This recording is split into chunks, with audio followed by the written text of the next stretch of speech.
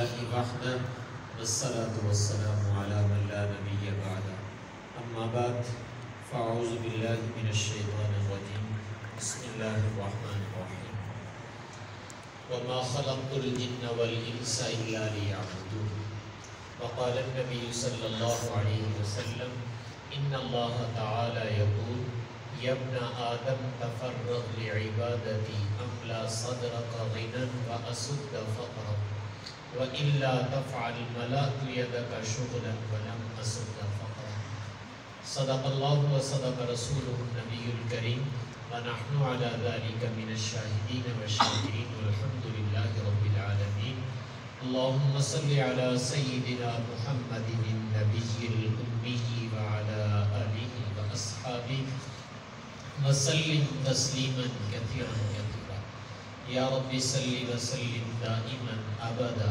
علی حبیبک خیر الخلق کلہم۔ آج کی یہ تقریب آپ کے ادارے کی سالانہ تقریب کہہ لیں۔ اس وقت تمام مدارس میں الحمدللہ بچوں کی حوصلہ افزائی، اساتذہ اور منتظمین کی حوصلہ افزائی کے لیے یہ تقریبات منعقد کی جاتی ہیں۔ اس میں بھائیو جو میں اور آپ حاضر ہوتے ہیں تو ہمیں ایک بات پہلے ذہن میں رکھنی چاہیے، آپ لوگوں کا تعلق جس شہر کے ساتھ ہے اس شہر کے ساتھ دیہی زندگی زیادہ وابستہ ہے، اور دیہی زندگی جہاں زیادہ ہوتی ہے تو وہاں منڈیاں زیادہ لگتی ہیں، جانوروں کی منڈی بھی لگتی، باقی منڈیاں بھی لگتی۔ جب آپ اس منڈی میں جاتے ہیں تو کچھ لینے کے لیے جاتے ہیں، جانور اگر کوئی جانوروں کی مویشیوں کی منڈی لگی ہو تو آپ جائیں گے وہاں سے کوئی جانور خریدیں گے یا اپنا جانور بیچیں گے۔ غلہ منڈیاں ہیں اور اس طرح کی ہیں، وہاں جائیں گے کوئی جنس خرید کے لے آئیں گے یا اپنی جنس بیچ کے آئیں گے۔ تو کوئی بھی منڈی ہو تو اس میں جانے سے دو غرضیں ہوتی ہیں، کچھ لینا اور کچھ دینا، یہ دو چیزیں ہوتی ہیں منڈیوں میں۔ جیسے اللہ تعالیٰ نے میرے اور آپ کے معاش رزق کے لیے یہ منڈیاں بنا دی کہ بندو آؤ اور اپنا رزق تلاش کر لو، اسی طریقے سے بھائیو اللہ تعالیٰ نے میری اور آپ کی روح کے لیے، چونکہ میرے اور آپ کے اندر روح بھی تو ہے، میری اور آپ کی روح کی غذا کے لیے اللہ تعالیٰ نے یہ ہدایت کی منڈیاں لگا دی۔ سبحان اللہ، کہ یہ ہدایت کی منڈی لگتی ہے اور اس میں مسلمان آتے ہیں اور اپنی ہدایت کا کوئی نہ کوئی سامان خرید کے لے جاتے ہیں۔ تو جیسے دنیا کی منڈی میں جانے سے پہلے ذہن میں ہوتا ہے کہ یا اللہ کوئی چنگا سودا لگ جائے، ہر آدمی جانے والا وہ یہ نیت کر کے جاتا ہے، دعا بھی کرتا ہے، گھر والوں سے بھی کہتا ہے بھئی منڈی چلنا، دعا کریو اللہ پاک کوئی چنگا سودا لا دے تاکہ چیز اچھی مل جائے۔ تو بھائی جیسے دنیا کے لیے میں اور آپ یہ سوچتے اور کہتے ہیں تو کیا دین کے لیے بھی یہ سوچتے اور کہتے ہیں کہ نہیں کہتے؟ تو دین کے لیے بھی یہ سوچنا چاہیے کہ یا اللہ جا رہے ہیں، کوئی ایسی بات سننے کو مل جائے کہ جس سے ہمارا بیڑا پار ہو جائے، کوئی ایسی بات سننے کو مل جائے کہ جس سے ہماری زندگی بدل جائے۔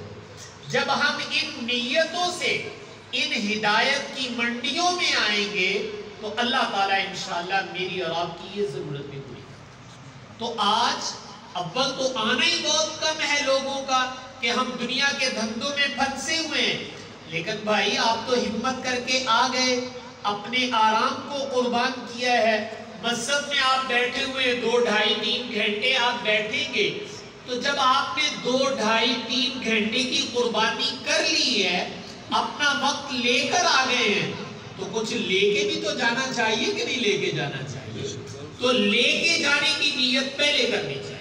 جیسے میں نے کہا منڈی جانے سے پہلے یہ نیت دعا کوشش ہوتی ہے کہ یا اللہ کوئی چنگا میں اچھا سودا ہاتھ جا جائے۔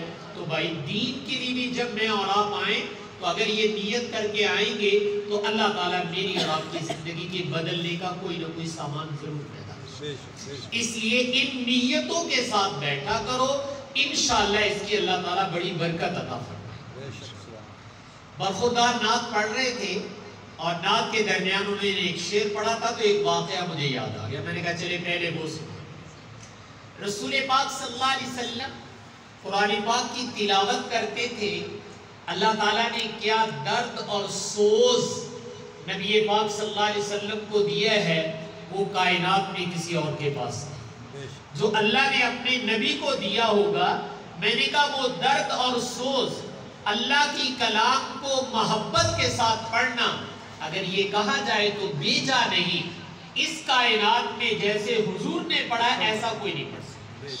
تو آپ کس درد اور سوز کے ساتھ پڑھتے تھے کہ ماننے والے تو آتے ہی آتے تھے, جو نہ ماننے والے تھے وہ بھی مجبور ہوتے تھے کہ یار دل ساٹا بھی کرتا, چلیے.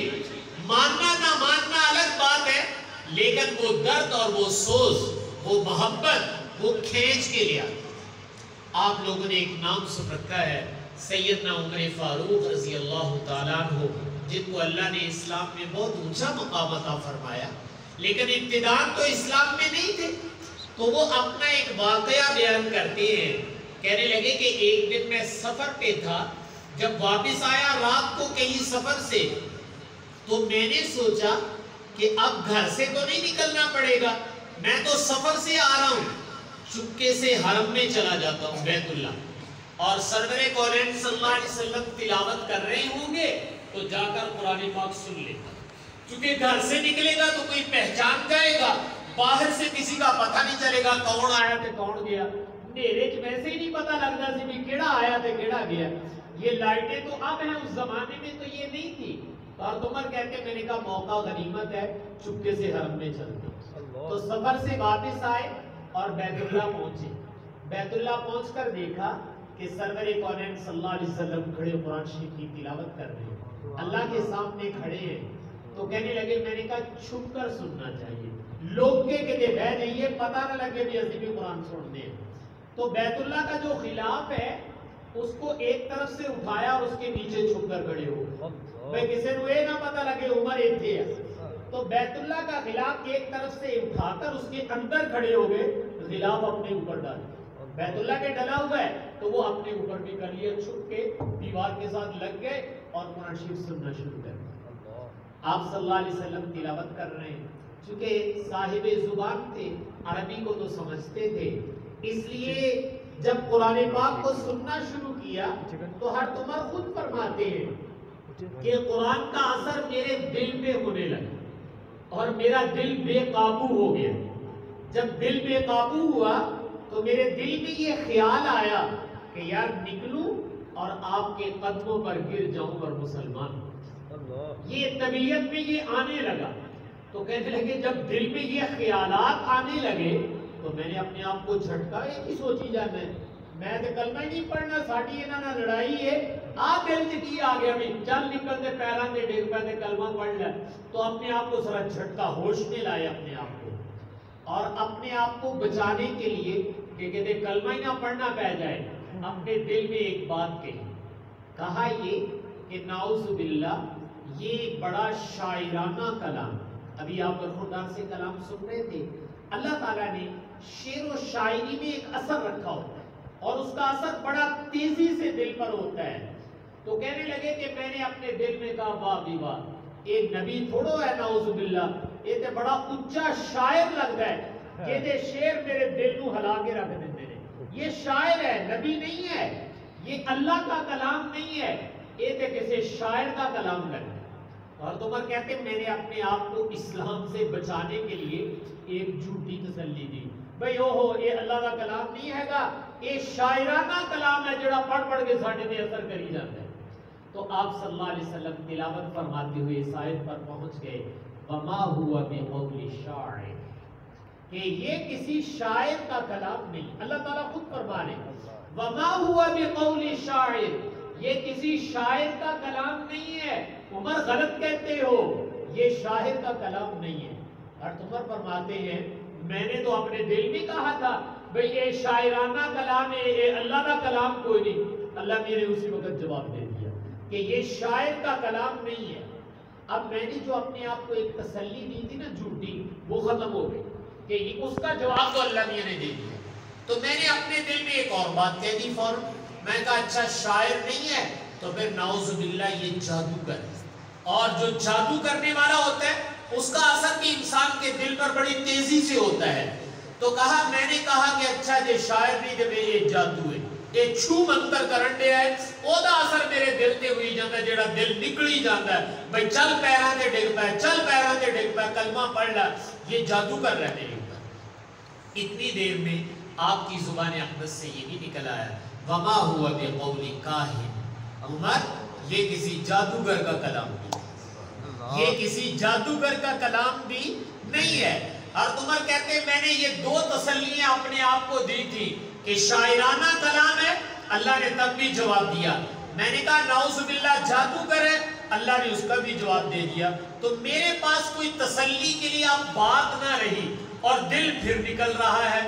تو میں نے سوچا کہ ہون لگ رہا ہے اثر ہو ہی جانا ہے، تو میں نے کیا کیا، غلاف کعبہ اوپر اٹھایا اور نکل کے دوڑ لگا دی کہ کہیں ایسے نہ ہو کہ آج مجھے کلمہ پڑھنا پڑ جائے۔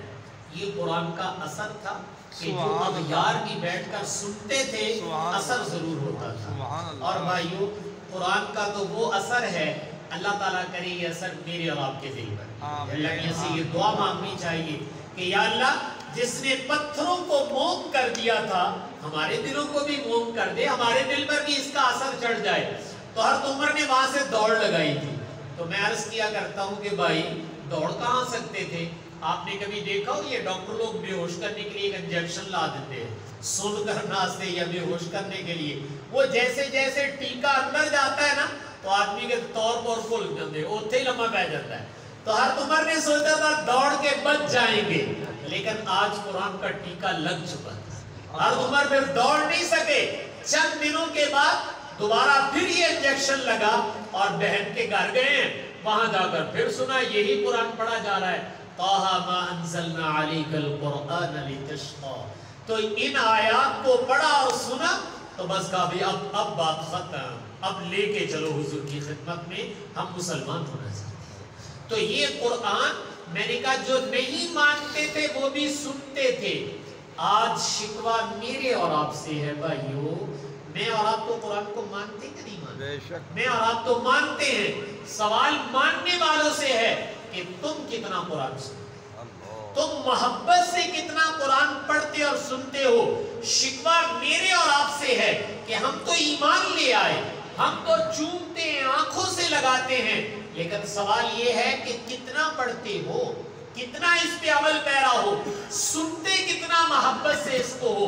کیا میرے اور آپ کے اندر بھی یہ شوق ہے کہ ہمیں قرآن پڑھنے کا شوق ہو، قرآن سننے کا شوق ہو؟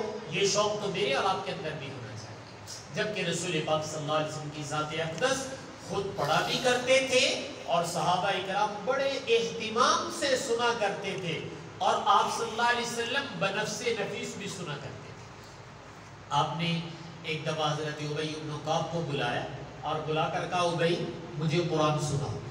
حضرت ابی کہنے لگے یا رسول اللہ آپ پر تو اترا ہے قرآن، آپ کے اوپر براہ راست اللہ نے اتارا ہے، کیا میں قرآن سناؤں؟ تو آپ نے فرمایا ہاں، اللہ تعالیٰ نے تمہارا نام لے کر کہا ہے کہ جاؤ اپنے صحابی سے قرآن سنو۔ حضرت ابی بہت خوش ہو کر فرمانے لگے اللہ سمانی، یا رسول اللہ کیا اللہ نے میرا نام لیا ہے؟ واقعی میرا نام لیا؟ آپ نے فرمایا ہاں ہاں تمہارا نام لے کر کہا ہے کہ اس سے قرآن سنو۔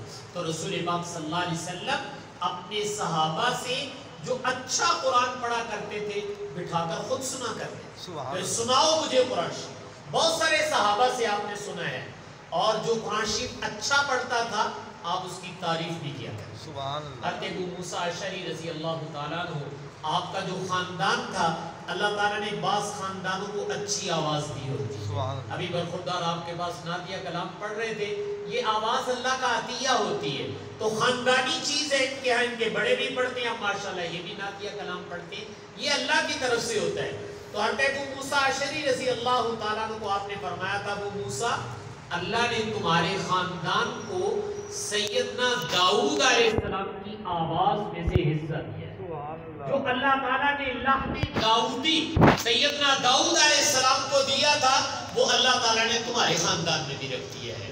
اور پھر آپ نے فرمایا تھا رات کو کہیں خیمے لگے ہوں اندھیرا ہو، پتہ نہ چلتا ہو کہ کون کہاں بیٹھا ہوا ہے، تو میں تمہیں پہچان لیتا ہوں کہ آپ کا قبیلہ کہاں بیٹھا ہوا ہے۔ فرمایا جب میں ادھر سے گزرتا ہوں نا اور تم لوگ قرآن شریف پڑھ رہے ہوتے تمہارے خاندان والے، تو میں تمہاری آواز سے پہچان جاتا ہوں کہ یہ ابو موسیٰ کا خاندان بیٹھا ہے، یہ اچھا قرآن پڑھتا ہے۔ تو اس لیے بھائیو قرآن پاک کے ساتھ وابستگی، لگاؤ، یہ میرا اور آپ کا بھی ہونا چاہیے۔ ہم بڑی معذرت کے ساتھ ایک بات کہنے لگا ہوں، ہم لوگ یہ سمجھتے ہیں کہ قرآن پاک واسے اسی نیانے دے دیتے بس یہ بہت ہے، انہاں نے سانو بخشونا ہے تے انہاں دے ذمہ کام ہے، باقی اسی ویلے ہیں۔ نہیں یہ غلط بات ہے بھائی، یہ بھی پڑھے لیکن ہم ان کے بڑے ہیں تو ہمیں تو زیادہ پڑھنا چاہیے نا، تاکہ یہ معصوم جب مجھے اور آپ کو دیکھیں گے تو ان کو بھی شوق پیدا ہوگا کہ بھئی ہمارے آباء و اجداد اتنا قرآن پڑھتے تھے، ہمیں بھی پڑھنا چاہیے۔ تو اس لیے بھائی ایمان کا تقاضا یہ ہے کہ وہ تو دشمن بھی سننے کے لیے آتے تھے، اور ہم ماننے والے ہو کر اگر قرآن پاک کو نہیں سنتے ہیں تو یہ بڑی بے برکتی کی بات ہے۔ اس لیے قرآن پاک کا اہتمام کیجیے۔ یہ شعبان کا مہینہ چل رہا ہے اور اس کے بعد انشاءاللہ رمضان کا مہینہ ہے، وہ اللہ تعالیٰ کا ایک مہمان مہینہ ہے۔ شعبان اس میں آتا ہے کہ رسول پاک صلی اللہ علیہ وسلم شعبان میں نفلی روزے بڑے کثرت سے رکھتے، شعبان میں نفلی روزے بڑی کثرت سے رکھتے تھے۔ اماں جان حضرت عائشہ رضی اللہ عنہ فرماتی ہیں کہ بعض دفعہ تو پورا مہینہ ہی نفلی روزے رکھتے رہتے تھے، یعنی اتنی کثرت کسی اور مہینے میں نفلی روزوں کی نہیں تھی جتنی شعبان میں آپ کی ہوتی تھی۔ یہ اصل میں استقبال ہوتا تھا، تیاری ہوتی تھی رمضان کے لیے۔ آپ دیکھتے ہیں اگر کسی ٹیم نے کوئی میچ کھیلنا ہو تو پہلے بہت زیادہ تیاری کرتے ہیں کہ جناب ساڑھا پیڑ پہنا ہے، مقابلہ ہے، اس لیے ہمیں تیاری کرنی چاہیے۔ تو بھائی رمضان بھی امت مسلمہ کی ایک کمائی اور عبادت کا مہینہ ہے، تو رسول پاک صلی اللہ علیہ وسلم شعبان میں کثرت کے ساتھ روزے رکھ کے رمضان کا استقبال کرتے تھے، رمضان کے لیے تیار ہو جاتے تھے۔ تو میں اور آپ بھی اگر اللہ تعالیٰ توفیق عطا فرمائے تو اس مہینے میں اتباع سنت میں کچھ نہ کچھ نفلی روزے ضرور رکھ لینے چاہیے۔ اور ایک بات اور کہہ دیتا ہوں، جو کرنی تو ہمیں پہلے چاہیے لیکن چلو اب کر لیتے تاکہ اب سے اللہ تعالیٰ مجھے اور آپ کو اجر و ثواب دے دے۔ آپ صلی اللہ علیہ وسلم کی ایک دعا ہے، آپ نے جو رجب کے شروع میں مانگی تھی، اللہم بارک لنا فی رجب و شعبان وبلغنا رمضان، اے اللہ ہمارے رجب اور شعبان کے مہینے میں برکتیں عطا فرما، اور ہماری ایک درخواست ہے، ایک دعا ہے، وہ یہ کہ ہماری عمر کو اتنا لمبا ضرور کر دے کہ ہم رمضان تک پہنچ جائیں، ہم رمضان کو پالیں۔ یہ ہماری درخواست ہے کہ ہمیں رمضان عطا فرما دے۔ یہ آپ صلی اللہ علیہ وسلم نے اللہ تعالیٰ سے دعا مانگی۔ اس دعا میں دو چیزیں ہمارے سامنے آتی ہیں۔ ایک چیز تو یہ کہ رسول پاک صلی اللہ علیہ وسلم کو رمضان کا کتنا انتظار، کہ 2 مہینے پہلے سے انتظار میں بیٹھ گئے ہیں۔ اور یاد رکھنا جس انتظار اس چیز کا ہوتا ہے جس سے محبت ہو، جس سے محبت نہ ہو اس کا انتظار نہیں ہوتا۔ آپ اپنے گھروں میں دیکھ لیں، ہمارے بچے بیرون ملک دوسرے شہروں میں کاروبار ملازمت کے لیے گئے ہوتے، عید پر انہوں نے واپس آنا ہوتا ہے تو اماں پہلے سے انتظار میں بیٹھ جاتی ہے، بھئی تیو میرے پتر نے ہونا دے واسے فلانی شے بھی بنا لو، فلانی شے بھی بنا لو، آ صفائی کر لو، آ کر لو۔ وہ 2-3 مہینے پہلے باتیں شروع ہو جاتی ہیں۔ یہ کیوں ہوتا ہے؟ اس لیے کہ محبت ہے۔ تو اس سے پتہ چلتا ہے رسول پاک صلی اللہ علیہ وسلم اپنی امت کو یہ تعلیم دینا چاہتے ہیں کہ تمہارے دلوں میں رمضان کی محبت اتنی ہونی چاہیے کہ رمضان آنے سے 2 ماہ پہلے تمہیں رمضان کا تذکرہ شروع کر دینا چاہیے، کہ یہ تمہاری محبت کی علامت ہے کہ تمہارے دل میں محبت ہے، اس لیے تم اس کا تذکرہ کرنا شروع کر دیں۔ دوسری چیز اس پہ قربان جائیں، وہ ہماری شریعت کا ایک حصہ ہے، اور اتنا عجیب ہے کہ شاید یہ پہلی شریعتوں میں نہیں ہے۔ اس کو بھائی کہتے ہیں انتظار عبادت۔ میں اس کو پہلے مثال سے عرض کر دیتا ہوں۔ دیکھو رمضان آئے گا تو ہم لوگ انشاءاللہ روزے رکھیں گے، اللہ نے توفیق دی۔ اچھا یہ بتائیے ایک سال میں ایک رمضان آتا ہے کہ دو آتے ہیں؟ ایک سال میں کتنے رمضان آتے ہیں؟ ایک ہی آتا ہے۔ اچھا اس سال ایسے کر لیں کہ نہیں یار کا ساڑھا دل بڑا کرتا سی دو مہینے روزے رکھنے، یا اللہ 2 رمضان بنا دے تو ہم ڈبل رمضان بنا سکتے نہیں، وہ ہمارے اختیار میں نہیں۔ رمضان ایک ہی ہے، ایک سال میں ایک ہی آئے گا۔ اچھا ایک دن میں فرض نمازیں کتنی؟ 5۔ تو آج دل چاہتا ہے کہ مولوی صاحب کی تقریر سنی آج 10 نمازاں پڑھ دیں گے، تو 10 فرض بنا سکتے ہو؟ نہیں، وہ تو 5 ہی رہنے، آپ 5 ہی بنا سکتے ہیں۔ پتا چلا کہ رمضان سال میں ایک دفعہ ہے، نمازیں دن میں 5 دفعہ ہے، اس سے زیادہ نہیں بنتی، لیکن ہمارا دل چاہ رہا تھا کہ زیادہ بنا۔ ہمارا دل کیا چاہ رہا ہے؟ شوق عبادت کا اتنا ہوا کہ ہم کچھ زیادہ کرنا چاہتے ہیں۔ تو اللہ کے نبی کے قربان جائیں، انہوں نے کہا گھبراؤ نہیں، اس کا طریقہ میں بتا دیتا ہوں۔ اس کا طریقہ کیا کر دیتا ہوں؟ میں بتا دیتا ہوں۔ اور طریقہ بھی اتنا آسان کہ جس کو آپ کہتے ہیں کہ کچھ بھی نہیں لگے گا لیکن ڈبل ہو جائے گا، ڈبل سے بھی ٹرپل ہو جائے گا۔ اس کو پہلے ایک حدیث میں سن لیں۔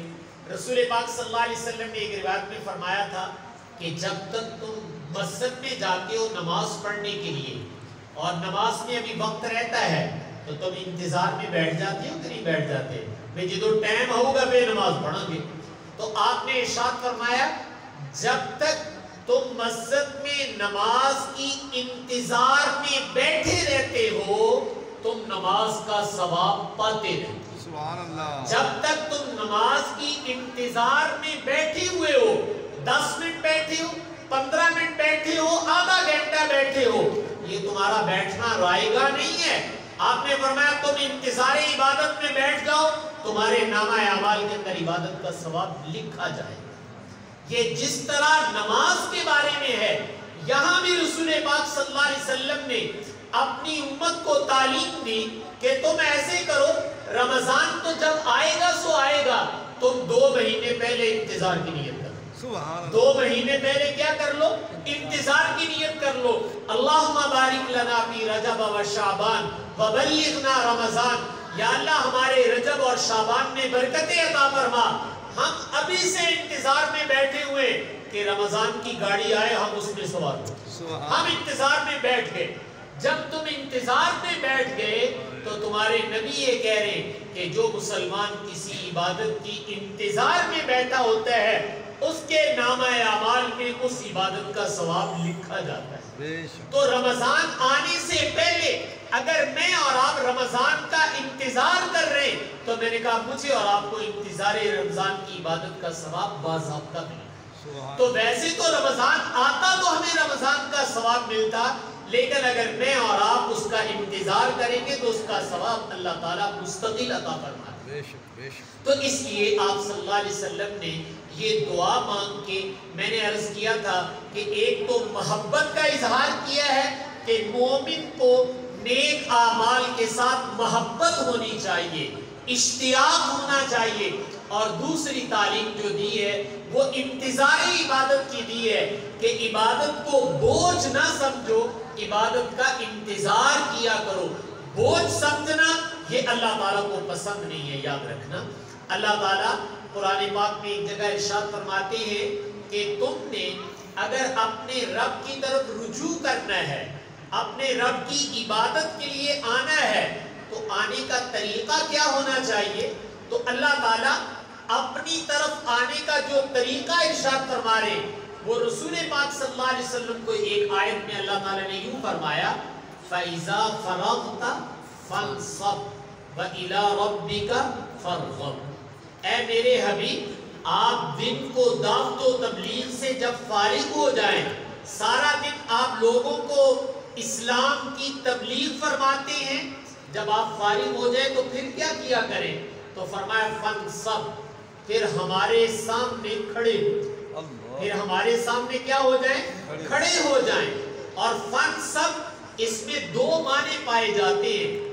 ایک نصب کا معنی تھکاوٹ بھی آتا ہے کہ اتنی دیر ہمارے سامنے کھڑے ہوں کہ تھک کے چور ہو جائیں، اور فَانْصَبْ کا ایک معنی یہ بھی ہے جیسے کسی کو زمین میں گاڑ دیا جائے. یہ پلر ہے آپ کا, میں اور آپ نماز پڑھ کے چلے جائیں گے, یہ پلر ادھر ہی کھڑا ہے, جب ہم آئیں گے دوبارہ پھر ادھر ہی کھڑا ہے. اس کو آپ کہتے ہیں یہ نصب ہے, گاڑا ہوا ہے. تو اللہ تعالیٰ کہتے ہیں ہمارے سامنے جب کھڑا ہونا ہے تو اتنی دیر کھڑے ہو کہ تھک جاؤ, اور ایسے کھڑے ہو جیسے تمہیں زمین میں کسی نے گاڑ دیا. یہ ہمارے سامنے کھڑے ہونے کا طریقہ ہے.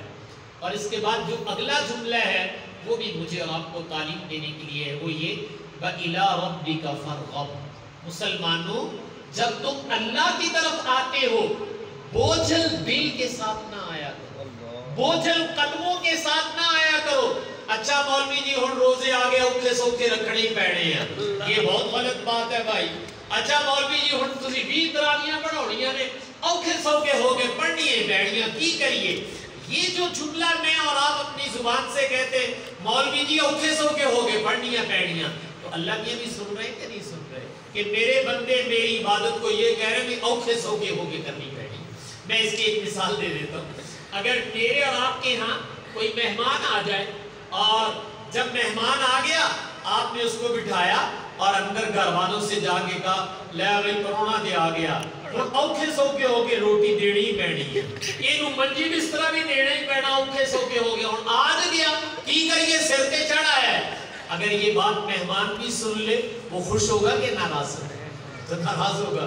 اگر غیرت مند ہے تو دروازہ کھول کے ویسے ہی چلا جائے گا کہ صاحب جی ساڈے ہوئے تو اوکھا سوکھا ہونا ہے, اسی ونجی چلے جانے ہیں. تو رمضان یہ اللہ کا مہمان ہے جو میرے اور آپ کے پاس آ رہا ہے, اور ہم مسلمان ہونے کے ناطے ایک کہتے ہیں مولوی جی اوکھے سوکھے ہو گئے روزے رکھنے ہیں تے تراویحاں تے بڑے اوکھے سوکھے ہو کے پڑھنی ہے. تو اللہ بھی کہتے ہیں اوکھے ہون دی لوڑ نہیں, جے ساڈے والا ہونا ہے تے ساڈے طریقے نال. اللہ تعالیٰ کیا کہتے ہیں وَإِلَىٰ رَبِّكَ فَارْغَب.